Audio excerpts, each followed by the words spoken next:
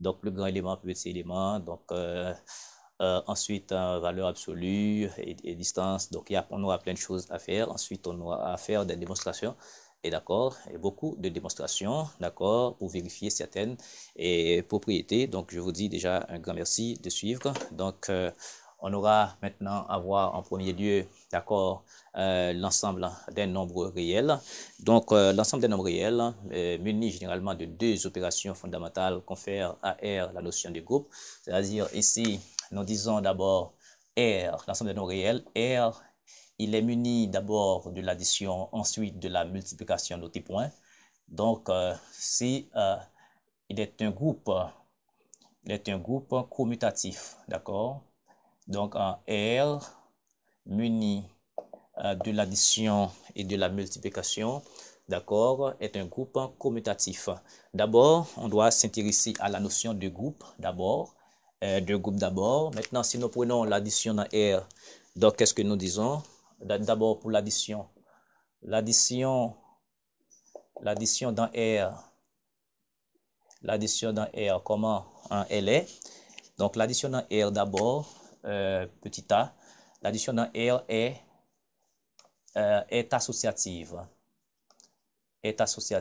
L'addition dans R est associative. C'est-à-dire, si je prends trois éléments, quel que soit X, Y, Z que je prends dans R, donc si je fais X plus Y plus Z, d'accord, égal à X plus Y plus Z, c'est-à-dire, si je regroupe les deux premiers, je regroupe les deux derniers, je trouve le même résultat. Donc, l'addition R est commutative. Ensuite, et B, l'addition R admet l'existence d'un élément neutre, d'accord, d'un neutre, d'élément en neutre. Donc, ça veut dire, si je prends un X dans R, donc si j'ajoute 0 sur X, donc ça fait encore X. Donc, 0, c'est le neutre pour l'addition dans R. Donc, 0, c'est le neutre. On appelle ça neutre, l'élément neutre, d'accord, pour l'addition dans R. D'accord, pour l'addition dans R. Ensuite, il y a existence d'un opposé, d'accord, existence d'un opposé, d'accord, d'un opposé, ça veut dire quel que soit X que je prends dans R, d'accord, il existe un moins X encore dans R, tel que quand je fais X plus moins X, donc ça fait le neutre c'est 0, donc ça fait 0. Donc ici, donc moins X s'appelle opposé ou bien l'élément opposé s'appelle symétrique, donc c'est le symétrique. Donc je dirais existence d'un symétrique ou bien opposé, donc on appelle symétrique, d'accord, ou bien opposé. Maintenant, ces trois propriétés-là, d'accord, pour l'addition à R, donc l'addition R est associative, l'existence neutre, l'existence d'un opposé, etc. Ces trois propriétés confèrent à R la notion de groupe.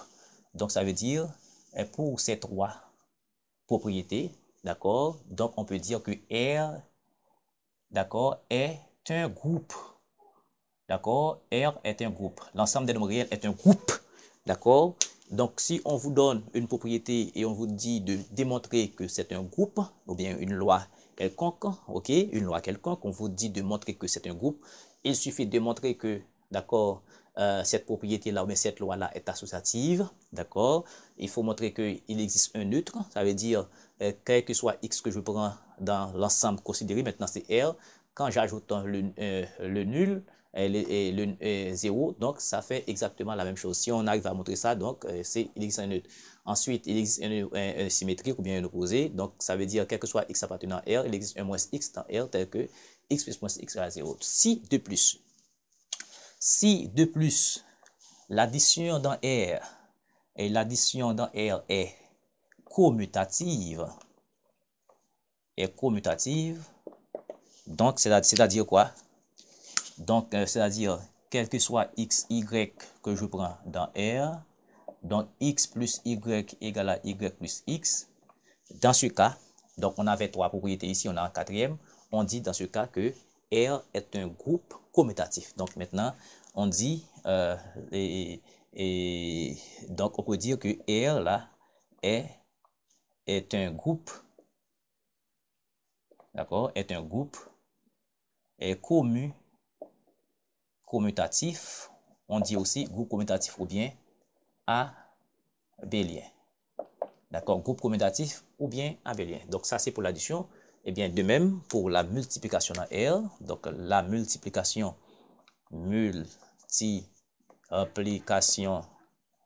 dans R, donc la multiplication dans R aussi, c'est associative, d'accord, est associative, c'est-à-dire, d'abord, associativité, quel que soit X, Y, Z, élément de R. Donc, ça veut dire, on peut avoir X, Y, point Z, égale aussi à X, Y, point Z. Alors, le point, c'est la multiplication qui est là. Donc, si on regroupe les deux premiers, donc, on regroupe les deux derniers, donc, on trouve le même résultat. Donc, c'est l'associativité. Donc, ensuite, B, il existe maintenant existence d'un neutre, d'un élément neutre, d'accord, d'un élément neutre, c'est-à-dire, quel que soit X élément de R, donc on a X.1 égale encore à X, c'est-à-dire une fois X, ça fait X. Donc, maintenant, 1, c'est le neutre pour la multiplication. 1, donc pour l'addition, 0 est le neutre, d'accord? Donc, 1 est le neutre, d'accord, est le neutre pour la multiplication, n'est-ce pas, dans R. Ensuite, d'accord, l'existence est d'un symétrique, d'accord. Maintenant, c'est-à-dire, quel que soit X élément de R, d'accord, eh bien, il existe maintenant un X étoile, d'accord, X étoile appartenant à R sauf 0, d'accord, ça veut dire X étoile, ça veut dire ça appartenant à R sauf 0, et tel que, quand je fais X par X étoile, donc ça doit me donner le neutre pour la multiplication qui est 1. Voilà, eh bien, ici, si nous isolons X étoile, on peut dire que X étoile, alors X étoile, c'est égal à 1 sur X, ou bien X moins 1. Donc, on appelle ça inverse. Donc, l'élément symétrique, d'accord, inverse. L'élément symétrique pour la multiplication dans R s'appelle inverse. L'élément symétrique pour la multiplication dans R, c'est inverse, tandis que l'élément symétrique pour l'addition dans R s'appelle opposé. Donc, c'est existence d'un opposé, je dirais mieux. D'un symétrique, d'accord? D'un symétrique, d'accord? Et cet élément symétrique s'appelle opposé, d'accord? Opposé. Voilà. Voilà. OK? Maintenant, ces trois encore propriétés confèrent à la multiplication dans R la notion de groupe. Maintenant, si de plus la multiplication est commutative, donc on va dire que R, la multiplication dans R est un groupe commutatif. Donc maintenant, si de plus en D, d'accord, nous avons quel que soit X, Y élément de R, et on a X par Y égale YX, donc ici on parle de commutativité. D'accord? Dans ce cas, on dit que la multiplication dans R, donc la multiplication dans R, n'est-ce pas, est un groupe commutatif ou bien abélien. Voilà. Donc, voici les principales propriétés, d'accord, pour l'addition et la multiplication dans R. Maintenant, on va trouver d'autres choses. D'accord, je peux prendre ça rapidement. D'accord, pardonnez-moi. Je peux prendre ça rapidement, ok, pour éviter trop de temps. Ok, ensuite, et si dans une chaîne d'opération, on a une multiplication et une addition, donc en fait, la multiplication est distributive sur l'addition. Ça veut dire la multiplication est point, donc est distributive, d'accord, sur l'addition. d'accord, l'addition de symboles plus. Ok, ça veut dire si j'ai un x, y, z élément de R, donc on a x point fois x plus y, donc le point c'est la multiplication, donc ça va faire alors y et puis z, donc ça va faire ici x point y plus x point z. Bon, après quoi, ce que je dois vérifier pour vous, c'est que il y a un ordre dans R, l'ordre dans R. Ok, ordre dans R. Donc, il y a la notion inférieure ou égale. Donc, la relation inférieure ou égale, n'est-ce pas? Donc, la relation, je dois écrire la relation inférieure ou égale est un ordre total, dans R. Donc, quand est-ce qu'on a une relation d'ordre? Pour avoir une relation d'ordre, d'abord, il y a plusieurs propriétés. Donc, quel que soit x élément de R, donc, par cette relation inférieure égale, x inférieur égal à x. Bon, pour trop d'abstraction, donc 2 inférieur égal à 2. 4 inférieur égal à 3. Donc, x est inférieur égal à x. Donc, ici, on parle de réflexivité. Donc, voilà. Donc, cette relation-là est réflexive. Donc, ça veut dire il y a réflexivité. Donc, cette relation-là est réflexive. Donc, il y a l'antisymétrie. Donc, quel que soit x, y appartenant à R, donc si x inférieur à y et y inférieur à x, donc forcément, x égale à y. Donc, ça, c'est antisymétrie. D'accord? Antisymétrie. Et troisième propriété qu'on a, il y a la transitivité. Donc, ça veut dire, troisième propriété, quel que soit x, y, z appartenant à R, donc ça veut dire si on a x inférieur à y, d'accord, et y inférieur à z, donc cela entraîne obligatoirement que x inférieur ou égal à z. Donc, ces trois propriétés-là confèrent à R, à cette relation-là, une relation d'ordre total. Donc, pour parler d'une relation d'ordre, il faut avoir trois propriétés. Il faut avoir une réflexivité, il faut avoir l'antisymétrie, ça c'est la transitivité, d'accord, transitivité, ok, donc il faut avoir la réflexivité, l'antisymétrie et puis la transitivité.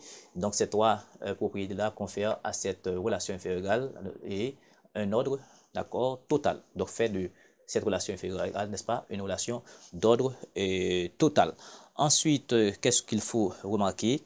Donc, cette relation-là, relation d'ordre, d'abord, et si on a x inférieur ou égal à y, normalement, donc pour qu'alors, bien entendu, pour quel que soit x, y, pour quel que soit x sans y, pour quel que soit x, y élément de R, donc pour quel que soit, mais soit que x inférieur à y, ou bien y inférieur à x. Donc ça c'est un ordre total. Donc là, cette relation-là, cette relation inférieure égale, donc c'est un ordre total, soit que x est plus petit que y, ou bien y, d'accord, est plus petit que x. Voilà, maintenant, il y a d'autres choses qu'on doit pouvoir vérifier. Maintenant, je vais prendre tout ça. Donc, pour parler de relation d'ordre, d'accord, il faut que cette relation soit réflexive, cette relation soit antisymétrique, ensuite cette relation soit transitive. D'accord, si de plus, d'accord, on a pour tout x, y dans R, on a x inférieur à y, y inférieur à x, donc on parle de ordre total. Donc voilà, bon, après quoi, bon, je n'ai pas intérêt à étudier la relation d'équivalence là maintenant. Ce qui m'intéresse pour dans R, c'est cette relation d'ordre. Ensuite, maintenant, il y a d'autres choses qu'on doit vérifier. D'accord? Par rapport à cette relation d'ordre dans R. Si on a par exemple si on a x et y élément de R, donc si x inférieur à y, donc quel que soit z élément de R, donc on peut avoir x plus z inférieur ou égal à y plus z. Donc ça veut dire quoi? J'ajoute, d'accord, j'ajoute z, que z soit négatif ou positif, c'est pourquoi je dis quel que soit, hein. quel que soit. Donc, pour quel que soit x, y, z à partir de R, donc si x inférieur ou égal à y, pour quel que soit un z élément de R, donc on aura x plus z, d'accord, inférieur ou égal à y plus z. Donc, j'ajoute z, donc ça ne fait rien. C'est comme si j'ai 2 inférieur à 4, donc si j'ajoute 5 aux deux membres, donc ça va faire 7 ici, ça va faire 9, donc ça reste vrai. Ok, donc j'ajoute 5 aux deux membres, ça ne fait rien. Donc le 5 ici, c'est z. Ensuite, mais pour la multiplication, c'est un petit peu différent. D'accord, pour la multiplication, donc si nous avons x, alors pour ces choses-là encore, quel que soit x, y, donc si on a x inférieur ou égal à y, maintenant si x, alors il y a une condition, si x est strictement appartenant, je dirais, à R star, à R+, ça peut être nul aussi, d'accord? Eh bien, qu'est-ce qu'on va avoir? Alors, maintenant, si Z appartenant à R+, donc on va avoir XZ inférieur ou égal à YZ. C'est pas un problème, hein? Ce n'est pas un problème. Ok?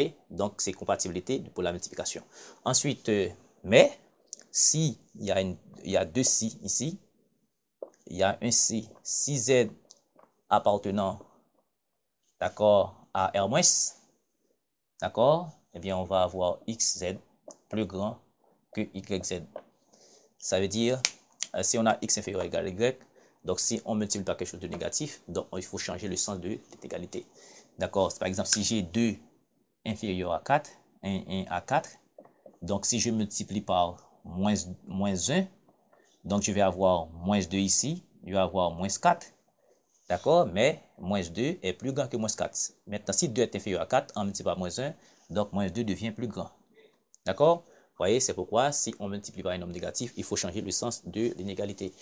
Ensuite, il y a une notion inverse, et 3. Donc, si x inférieur ou égal à y, donc, si je prends 1 sur x, donc ça devient plus grand que 1 sur y. Voilà. Et c'est important hein, de noter ça.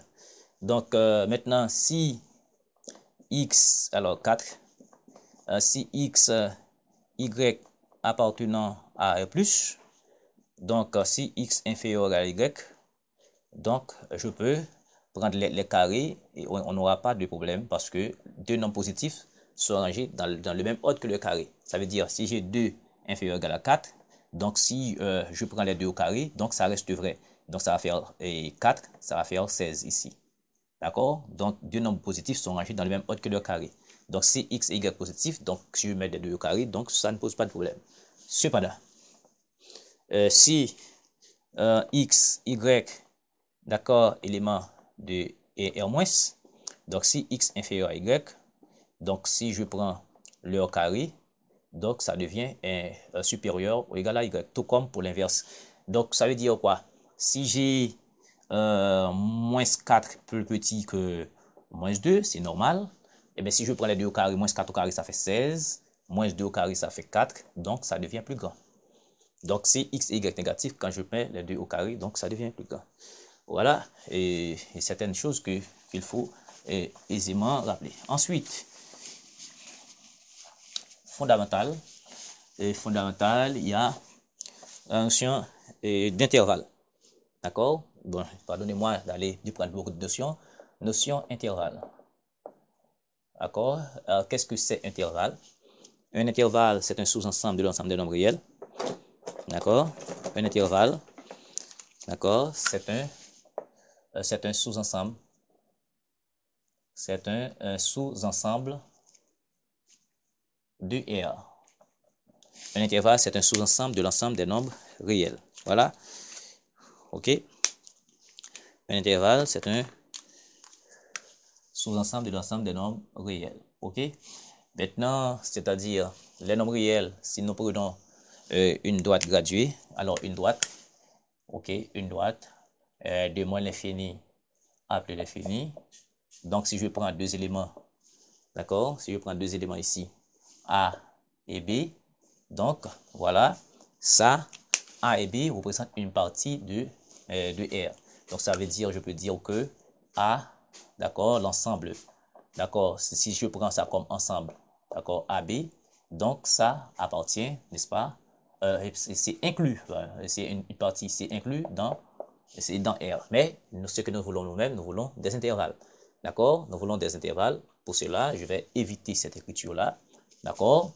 Eh bien, et si nous prenons AB, élément de R, maintenant pour les intervalles comme sous-ensemble, il va y avoir plusieurs catégories.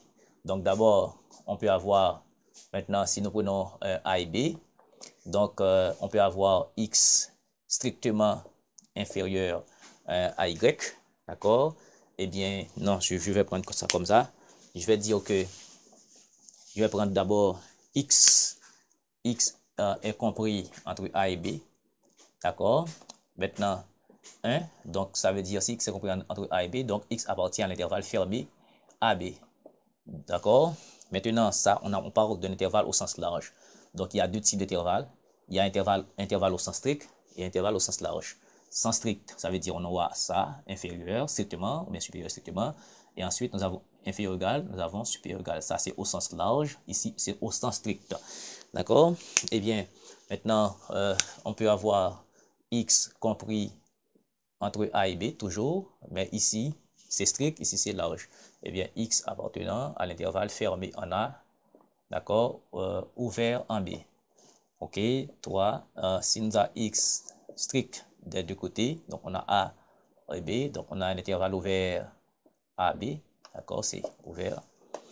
OK, ensuite, on peut avoir ça aussi, 4, X compris entre A et B, mais ici c'est inférieur ou égal, d'accord, on a A, on a B, donc X appartenant à l'intervalle ouvert en A, d'accord, strictement, et puis fermé en B.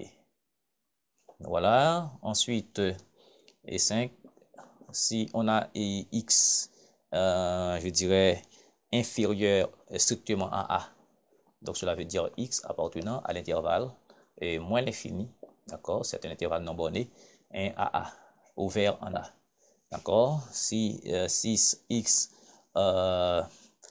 inférieur ou égal à A, donc cela veut dire que on a X appartenant à l'intervalle moins l'infini fermé en A, d'accord, c'est inférieur ou égal 7, donc si X strictement supérieur à A, donc cela veut dire que X appartenant à l'intervalle A plus l'infini, donc ce sont des rappels. Et puis 7, 8, alors X supérieur ou égal à A, donc cela veut dire que X appartenant à l'intervalle fermé, alors bien entendu fermé en A, d'accord, ouvert ici. Et finalement, on peut avoir, si on a X, d'accord, est coincé, et X est coincé entre A et A, donc si X est coincé entre A et A, forcément X est égal à A. Donc ça veut dire cet intervalle-là n'est autre que, donc cet intervalle-là, je peux dire X appartenant au singleton A. Donc ici, on n'a que A. D'accord? On n'a que A ici. D'accord? On n'a que A qui soit dans ça parce que c'est inférieur ou égal à A.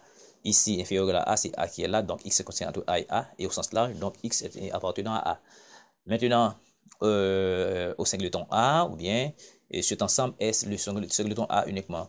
Cependant, un dixième, si j'ai X est coincé entre A et A, d'accord, maintenant, quel élément qui peut exister entre A et A? C'est comme si on a entre 2 et 2, qu'est-ce qu'on peut trouver entre 2 et 2? Donc, il n'y a pas d'élément là, d'accord, qui se trouve entre 2 et 2, d'accord, entre 2 et 2, donc je pense que X, et donc ici c'est le vide, ou bien ça, hein? On n'a pas d'élément ici, d'accord, donc on n'a pas d'élément ici, ici c'est l'ensemble vide. Donc voici l'ensemble des intervalles qu'on aura souvent à utiliser et dans le cadre de ce cours. Ensuite, rapidement, d'accord, on va voir les notions de valeur absolue, ok, et distance, bon, voilà, valeur absolue et distance. Donc d'abord, valeur absolue. Donc, qu'est-ce qu'on entend par valeur absolue? Donc, si x, x élément de R, x élément de R, donc la valeur absolue de x, notez x, donc c'est max de moins xy, moins xx, ou bien sup d'accord, sub de moins xx. Donc le plus grand, la valeur absolue, d'accord, bon, on dit que la valeur absolue est toujours positive, on n'a pas de problème. Maintenant, on va voir la définition. Donc la valeur absolue de x notée, donc x est un élément de R, la valeur absolue de x, donc c'est le plus grand. Quand je dis max, c'est le plus grand entre moins xx. Donc quand je vois moins xx, je ne sais pas qu'est-ce qui est le plus grand. D'accord, je ne sais pas, d'accord, qu'est-ce qui est plus, lequel de ces deux éléments est le plus grand, je ne sais pas.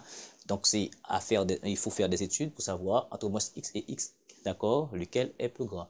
Donc maintenant, ok, eh bien, ici, comment on va définir la valeur absolue, puisqu'on dit c'est max. Donc la valeur absolue de x, ce sera, voilà, la valeur absolue de x peut être x, d'accord, peut être x à condition que ce x là, si x est supérieur ou égal à 0, donc la valeur absolue aussi peut être moins x, donc maintenant c'est si x négatif. Donc ici, il n'y a aucune raison pour que x, voilà, la valeur absolue soit négative. La valeur absolue, d'accord, il soit négative, il n'y a aucune raison, parce que ici, la valeur absolue de x est x, si x négatif, si x est positif, d'accord, si x est positif, donc quelque chose de positif par ça, donc ça devient positif.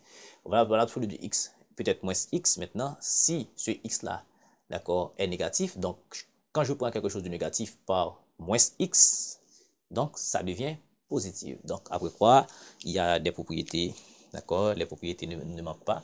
Donc ici, quel que soit x, y, élément de R, on a valeur absolue de x par valeur absolue de y, alors par y, c'est valeur absolue de x par valeur absolue de y, ok.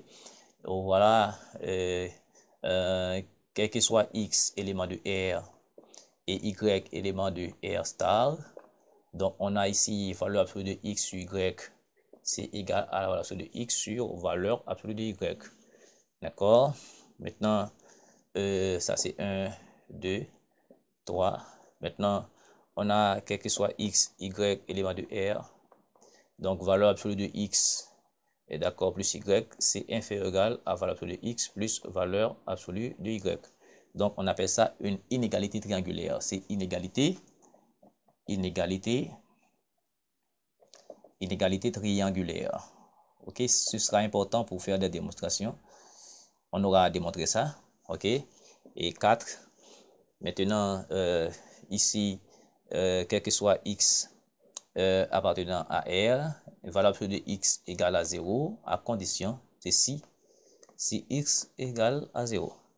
Donc, 5, quel que soit x élément de R, donc pour n appartenant à l'ensemble des entiers naturels sauf 0, donc on aura valeur absolue de x exposant n, exposant n ici, c'est égal à valeur absolue de x exposant n. Ok, après quoi, il y a des propriétés plus poussées. Donc, si on a valeur absolue de x inférieure ou égal à a, donc si a est positif, donc on aura valeur absolue de x qui est compris entre moins a et a. Ok, et maintenant il y a l'absurdité ici. Si on a valeur absolue de x inférieure ou égal à a et si a négatif, donc c'est l'absurdité. D'accord, absurde. Donc c'est pas possible. Donc on peut pas avoir valeur absolue de x qui soit inférieur à quelque chose qui soit de négatif. D'accord, parce que a est négatif ici, ça est négatif, donc ça veut dire on peut pas avoir ça. Donc c'est une absurdité. Donc absurde en mathématiques, ok? Absurde en mathématiques. Voilà pour les certaines propriétés des valeurs absolues. Maintenant, pour les démonstrations, je vais vous passer certaines vidéos, d'accord, d'accord, certains liens pour vous apprendre à démontrer, d'accord, et ces formules. Bon, je peux faire un seul, je vais faire un seul. Par exemple, ok, je vais faire un seul. Et par exemple, si on a démonstration,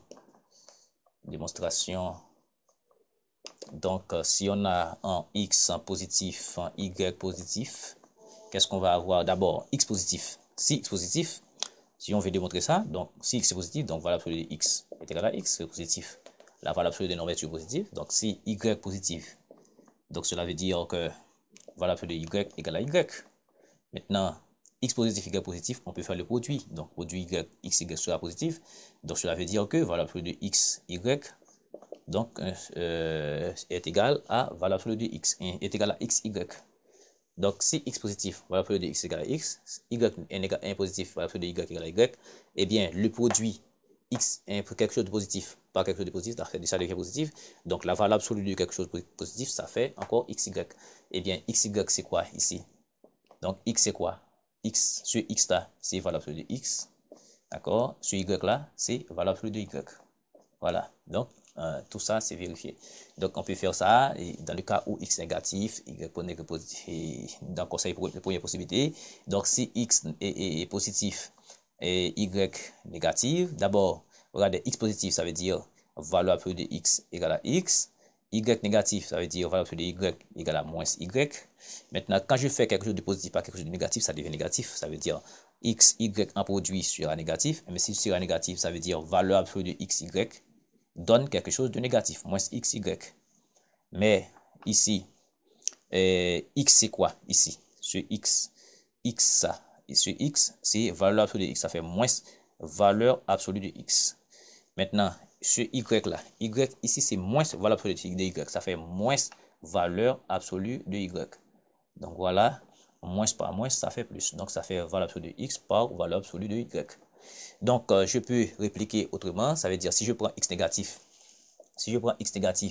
et y positif, d'accord? Eh bien, x négatif, ça veut dire valeur absolue de x égale à moins x.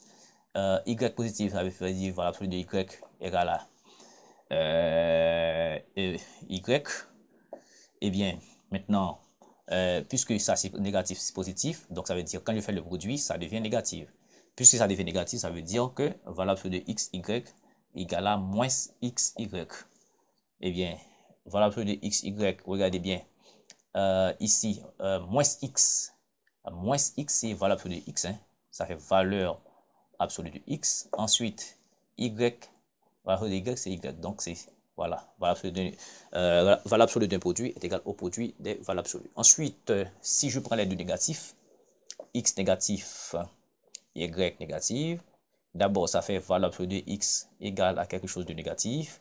Valeur absolue de y, ça fait valeur absolue de quelque chose de négatif.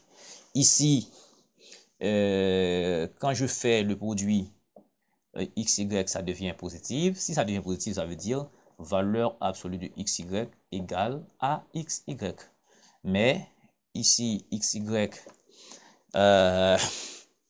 x ici, x c'est moins valeur absolue de x, d'accord? Je mets par moins 1, ça va faire moins valeur absolue de x par parenthèse. Ici, y, ça fait moins valeur absolue de y.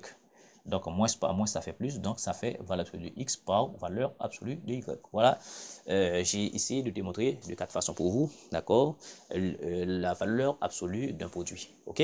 Donc, on continue. On va voir rapidement la notion de distance. On revient, d'accord, pour faire d'autres démonstrations, d'accord, sur la valeur absolue au cours, pendant ce cours.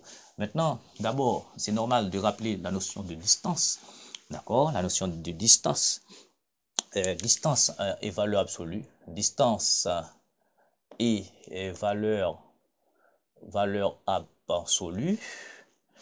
Distance et valeur absolue, qu'est-ce qu'on entend par distance?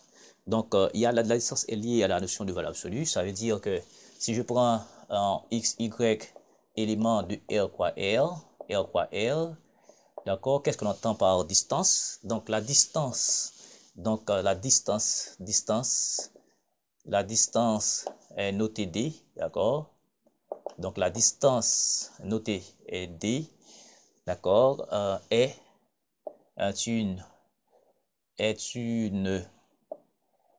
relation, d'accord, du R, quoi R, dans R+. Dans R+. La distance de quelque chose, d'accord, de quelque chose peut être négatif ou positif, donc le résultat donne quelque chose de positif. Ça veut dire, si j'ai la distance, par définition, c'est une application, c'est une relation, ben c'est une application, je dirais, ce sera un R, quoi R, vers R+. Et bien ici, on a pris des éléments, donc on aura x, y, ce couple x, y nous donne, d'accord, la distance de x, y, étant donné que c'est quelque chose de R+, donc pour avoir c'est quelque chose de positif. Donc, il faut prendre la valeur absolue de x moins y. Voilà. Donc, comment on définit la notion de distance. Donc, la distance, d'accord, est liée à une valeur absolue. OK, mais il y a des propriétés. Il y a des propriétés. Si j'ai distance de x, y, d'accord, égale à 0, c'est si x égale à y. D'accord? Ça veut dire que distance de x, ça fait 0. Distance de y, ça fait 0. Et c'est normal parce que ça va être, c'est valable absolue de x moins x, ça fait 0, valable absolue de y moins y égale à 0. Donc, distance de xy égale à 0, c'est à condition x égale à y. Deuxièmement, il y a cette relation-là. Distance de xy, c'est égal à distance de yx. Donc, et rapidement, on peut prouver ça. Distance de x, y, c'est quoi? C'est valable absolue de x moins y. Mais vous êtes d'accord si je dis moins y moins x, d'accord, je fais, d'accord, bon, vous êtes d'accord avec moi, il n'y a pas trop de difficultés là, donc ça fait automatiquement valeur absolue de, d'accord, deux nombres opposés ont même valeur absolue, ça veut dire, si j'ai valeur absolue de moins x, c'est égal à valeur absolue de x, donc ça veut dire, ce nombre-là et ça, c'est opposé, donc ça, alors, ça va faire, alors, bien entendu, ce nombre-là et ça, y moins x, ce nombre-là et ça, d'accord, sont égaux, d'accord, parce qu'ils sont opposés. Voilà, eh bien, distance de x moins y correspond à la distance de yx. Comment on définit la distance? La distance de xy, c'est valeur de x moins y. Eh bien, et quand j'ai y moins x, ça fait distance, ça fait distance de yx. Donc, voilà, et que vérifie cette relation. Quand j'ai distance de xy, ça fait x moins y. Maintenant, je fais une astuce pour faire apparaître un moins pour avoir y moins x. Et voilà, donc distance de xy, c'est égal à distance de yx. Et troisième propriété fondamentale, cette fameuse inégalité triangulaire. Donc, ainsi, j'ai distance de xy, d'accord, plus distance de yz, ce sera inférieur ou égal, d'accord, à distance de x, distance de xz. Voilà. OK, distance de xy plus distance de yz, donc ça fait distance de yz. C'est comme si là, voilà, vous voyez ça qui est répété là. D'accord, c'est qu'on a cette distance.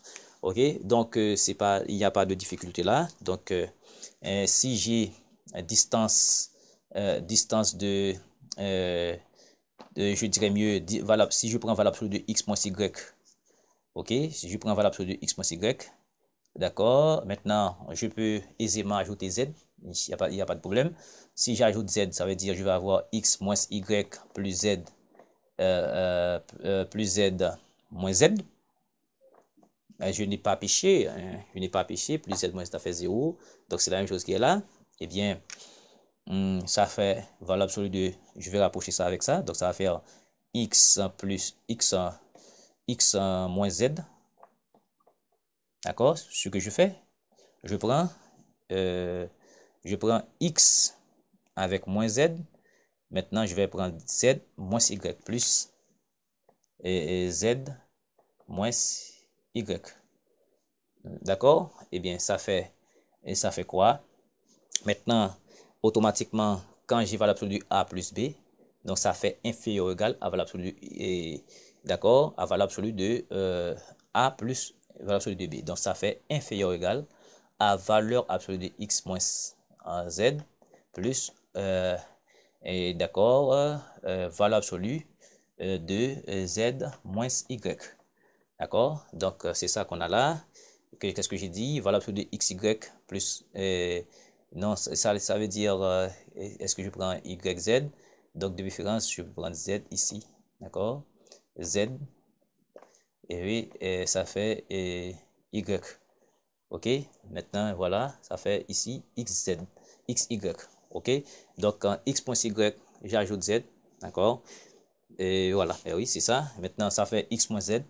X moins z, ça, c'est par la propriété qui dit que valeur absolue de a plus b, c'est inférieur ou égal à valeur absolue de A plus valeur absolue de B, d'accord? Eh bien, si j'ai tout ça, tout ceci c'est A, tout ceci c'est B, donc ça fait X moins Y, j'ajoute Z, d'accord? Vous êtes d'accord? J'ajoute Z moins Z, donc ça fait 0, donc je rapproche et ça avec ça, ok?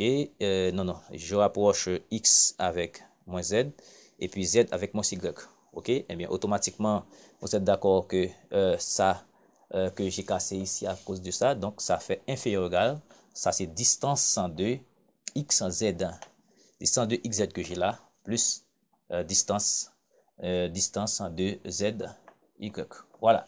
Donc, voici donc les trois principales propriétés de la notion de distance. Eh bien, rapidement, donc il y a d'autres démonstrations qu'on pourra faire. Après, je vais prendre ça. OK. OK. Maintenant, après avoir vu la valeur absolue, la notion de distance, etc., donc, on doit avoir les parties bornées. D'accord? Les parties bornées. Les parties bornées. D'accord? Maintenant, et pour les parties bornées, qu'est-ce qu'on va voir? On va voir partie majorée et partie minorée, etc. Donc, partie minorée. Alors, on commence avec majorée. Donc, d'abord, on a A, une partie, d'accord, une partie non vide. Non vide. Oh, d'accord, on dit que A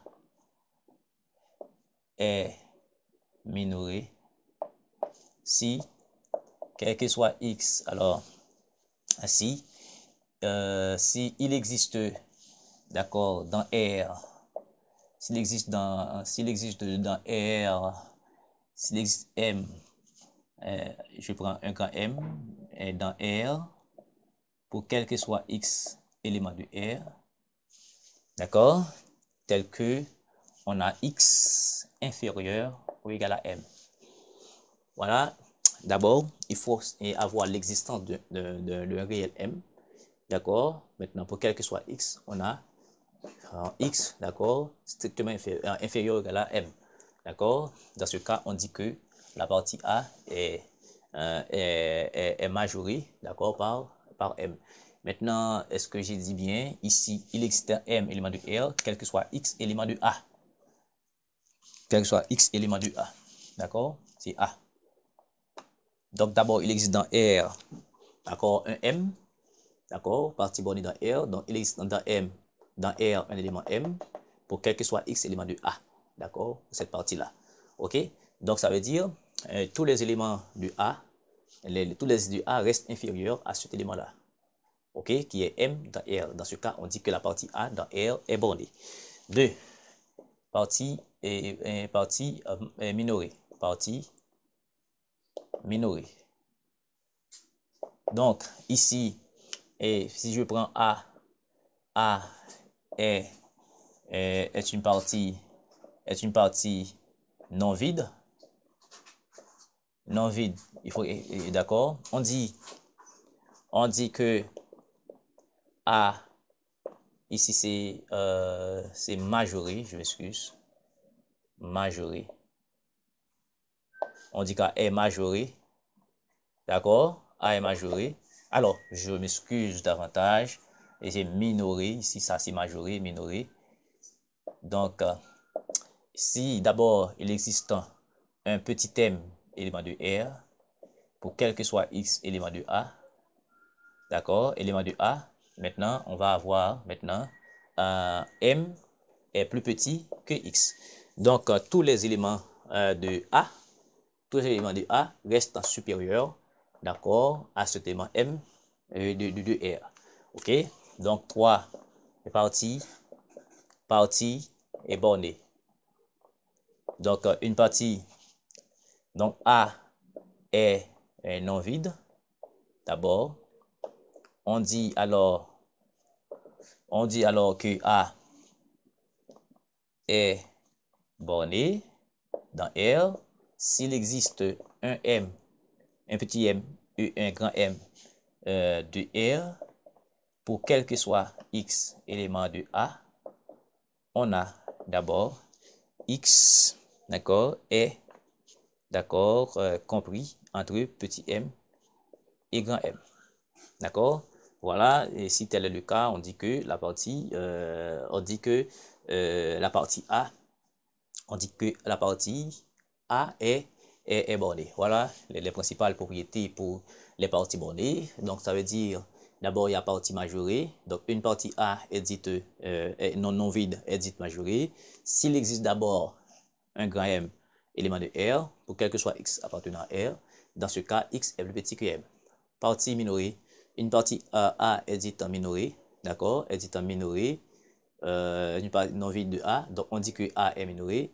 Donc s'il existe d'abord un petit m de R, pour quel que soit X élément de A, donc on a M plus petit que X. Une partie, d'accord, est bornée, d'accord, si pour tout,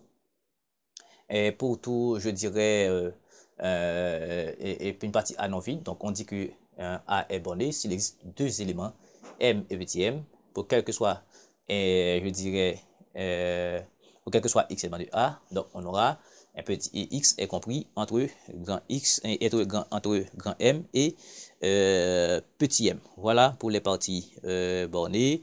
Ensuite, il y a d'autres choses qu'on doit voir. Il y a d'autres choses qu'on doit voir, mais juste avant, je vous donne un exemple.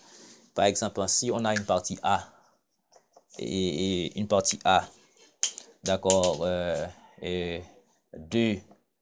7, donc 2, 7. Maintenant, ici, regardez, est-ce que je peux dire que la partie A est bornée et minorée? Maintenant, la partie A, si je dis que c'est borné, c'est borné, c'est majoré par 7. Si c'est majoré par 7, ça veut dire tous les éléments que je prends dans A, d'accord, ça doit rester plus petit que 7. Regardez l'exemple. Ici, X, nous disons que la partie A ici est majorée. S'il existe, d'accord, un M dans R, pour quel que soit X appartenant à A, donc X reste plus petit que M, donc tous les éléments X de A restent plus petits que M.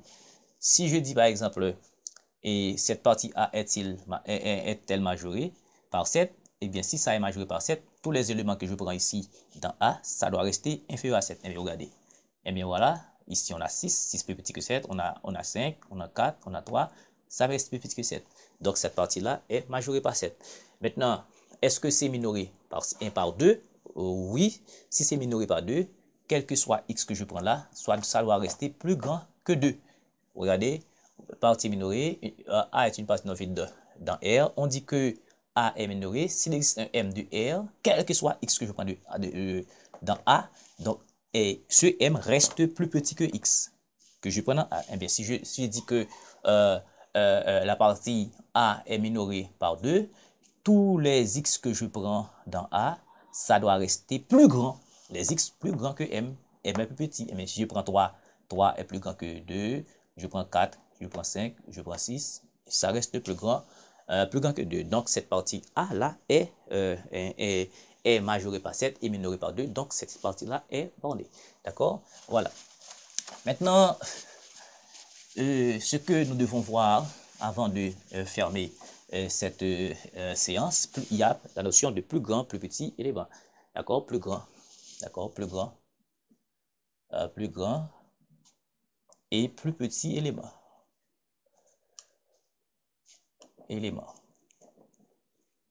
Donc, ici, si j'ai XY, d'accord? Si j'ai XY, X et Y, je ne peux pas dire lequel des deux est plus grand. D'accord?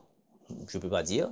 Donc, pour savoir lequel des deux est plus grand, donc il faut étudier la notion et la différence. Si je dis la différence, diff, d'accord? Je pose ça, c'est x.y. Donc, il faut étudier la différence. Donc, si la différence est supérieure ou égale à 0, cela veut dire x moins y est supérieur ou égal à 0, ça veut dire x est plus grand que y. Ça, c'est 1. Deuxièmement, si différence est plus petit que 0, cela veut dire x moins y est inférieur à 0, cela veut dire que x est plus petit que y. Je ne peux pas dire que x est plus grand, y est plus grand. Donc, pour savoir lequel est plus grand, il faut étudier la différence. Et finalement, si différence est égale à 0, cela veut dire que x moins y égale à 0, cela veut dire que x est égal à y. Voilà. Il y a trois façons de vérifier lequel des deux est plus grand. Il faut faire cette analyse-là. D'accord? Maintenant, un supérieur, plus grand élément, plus grand. Par exemple, si je dis que un sup plus grand de xy, donc plus grand de xy, je ne sais pas. D'accord? Cette notion-là est fondamentale. Donc, c'est max de xy. Eh bien, max de xy, il faut avoir des conditions. Il faut avoir des conditions. Donc, si x plus grand que y, si x plus grand que y, c'est max. Donc, ça veut dire sup de xy égale à x. Je suis à la recherche du plus grand. Si un x plus petit que y, cela veut dire que un sup de xy égale à y. OK? Après quoi, il y a inférieur. Inférieur de xy, c'est min de xy. Donc, min de xy, cela veut dire il y a plusieurs conditions. Je suis à la recherche du plus petit. Eh bien, si x plus petit que y, si x plus petit que y, je suis à la recherche du plus petit pour le min. D'accord? Et bien, cela veut dire que l'inférieur, d'accord, ce sera l'inférieur de xy, ce sera x. D'accord? Si maintenant x est supérieur à y, je suis à la recherche du plus grand, du plus petit. Donc, ça veut dire inférieur de xy. D'accord? Ça fait le plus petit qui est y. Maintenant, de manière générale, on a une formule. D'accord? On a une formule. Donc, d'abord, on a supérieur de xy, ce sera valeur, c'est x plus y, en plus valeur absolue de x moins y, 1 sur 2. D'accord? Cette formule-là, c'est ça qu'on a l'habitude d'utiliser. 2, si on a inférieur de x, y, ce sera x plus y, moins valeur absolue de x moins y, 1 sur 2. Et finalement 3, si on a sup de moins x moins x moins y, ça fait moins supérieur de x, y et respectivement. D'accord? Si on a un inférieur de moins x moins y, ça fait moins supérieur. Ça c'est sup, ça fait inférieur. Ça fait inférieur. D'accord? Et puis inférieur de moins x moins y, ça fait sup de x, y. Voilà les propriétés. Maintenant, pour la démonstration, est-ce que j'aurai le temps? D'accord, pour la démonstration, je vais faire rapidement. OK. Pour la démonstration, je suis ici là. Pour la démonstration, je vais démontrer ça rapidement. OK.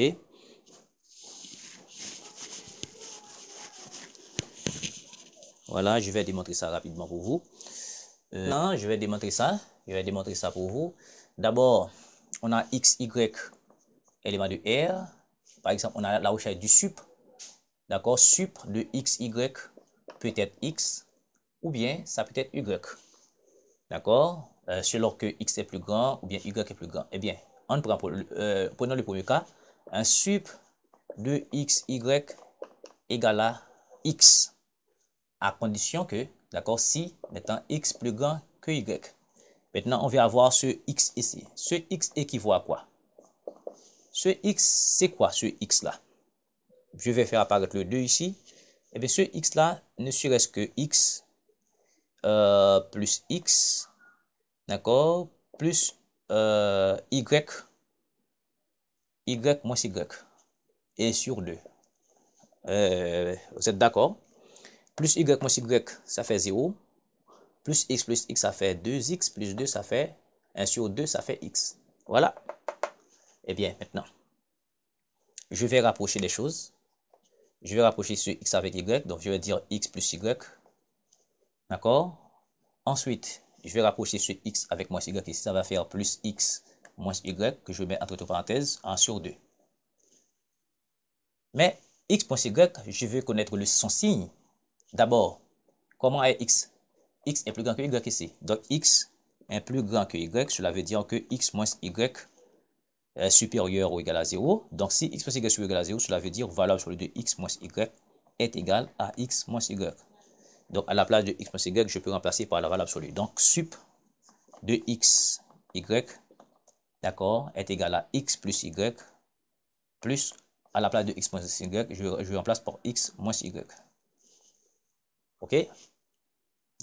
C'est compris ici, il n'y a pas de difficulté. Hein? Ok, ensuite, et puis le 12 sur 2. 2. Mais sup aussi, sup de x, y, d'accord, peut aisément donner y aussi. D'accord? Maintenant, si ça donne y, cela veut dire que c'est si y plus grand que x. Eh bien, pour trouver ce y ici, x, y, pour trouver ce y là, ça va faire quoi? Je vais dire c'est y plus y, et puis moins, et ça fait x plus x moins x, et le tout sur 2. Donc, ça donne y, plus y sur 2, ça fait 2, y sur 2, ça fait y, x, ça fait 0.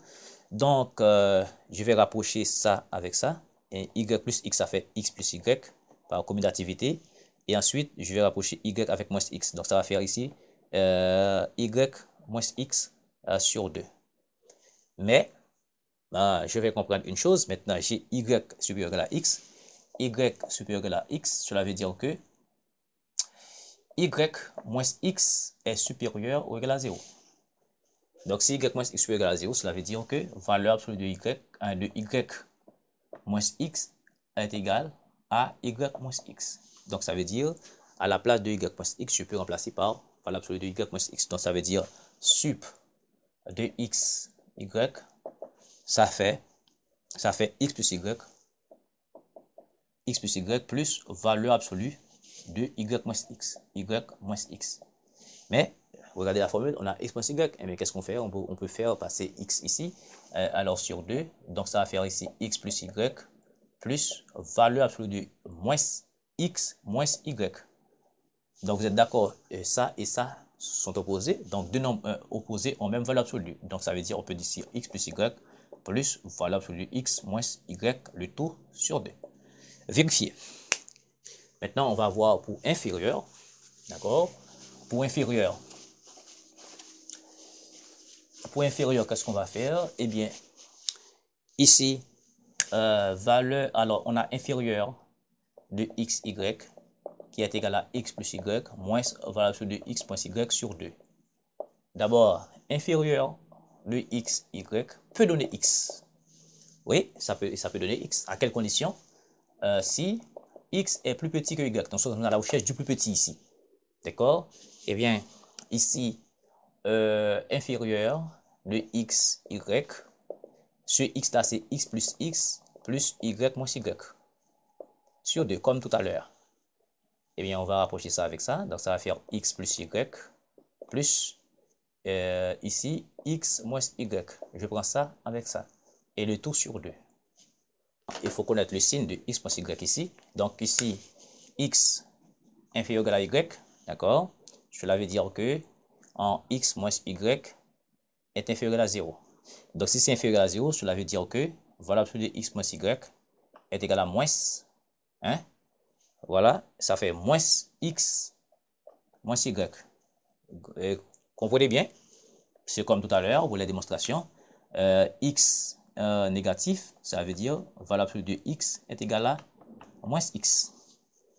D'accord? Si x positif, valeur absolue de x est égal à x. Ok? Donc, x moins y négatif, cela veut dire que x moins y est égal à moins x. Cela veut dire que ici, x moins y est égal à moins valeur absolue de x moins y. Donc, à la place de x moins y, je peux remplacer par ça. Donc, ça veut dire inférieur de x, y sur a. Et c'est x plus y d'accord, moins valeur absolue de x moins y sur 2, d'accord, et c'est vérifié. Deuxième façon qu'on peut faire, c'est que ici, inférieur de xy peut être y, mais ce y là c'est quoi? C'est y plus y et puis plus x moins x, le tout sur 2. Eh bien, nous prenons ça avec ça. Donc, ça veut dire inférieur de x, y sera x plus y plus y moins x ici. Y moins x. Y moins x. Donc, ça veut dire ici inférieur de x, y sera. Maintenant, il faut connaître le signe d'abord. Le signe de y moins x ici. Le signe de y moins x. Maintenant, condition. À quelle condition inférieure de x, y égale à y? C'est si y plus petit que x. C'est si y plus petit que x. Maintenant, inférieur de x, y égale à x, c'est x plus petit que y. Maintenant, inférieur de x, y égale à y, c'est y plus petit que x. Eh bien, maintenant, y inférieur à x signifie quoi? Y moins x inférieur à 0. Donc, cela veut dire que valeur absolue de y moins x, c'est égal à moins, en parenthèse, y moins x. D'accord? Voilà. Donc, à la place de y moins x, je peux remplacer par y moins x, je peux remplacer par moins valeur absolue de. Voilà. Donc, ça veut dire y moins x égale à moins valeur absolue de y moins x. OK? Donc, ça veut dire inférieur de x, y sera x plus y moins valeur absolue de y moins x sur 2. Voilà. OK? Cela veut dire quoi? Ici, vous voyez, c'est x moins y, et bien comme toujours. Donc, ça fait inférieur de x, y sur a. OK? Bon, deux nombres opposés aux mêmes valeurs absolues. Donc, ça fait x plus y moins valeur absolue. Donc, nous échangeons le thème des places. Donc, on va avoir x moins y sur 2. Voilà. Maintenant, c'est ici que je mets un terme, d'accord, à ce long cours. D'accord? Je vous dis un grand merci de suivre. Donc, ça veut dire quoi? Je vais essayer de vous enverrer, de mettre pour vous les liens en description sur les principales démonstrations à faire et les exercices à faire dans le cadre de ce cours. Merci beaucoup de suivre.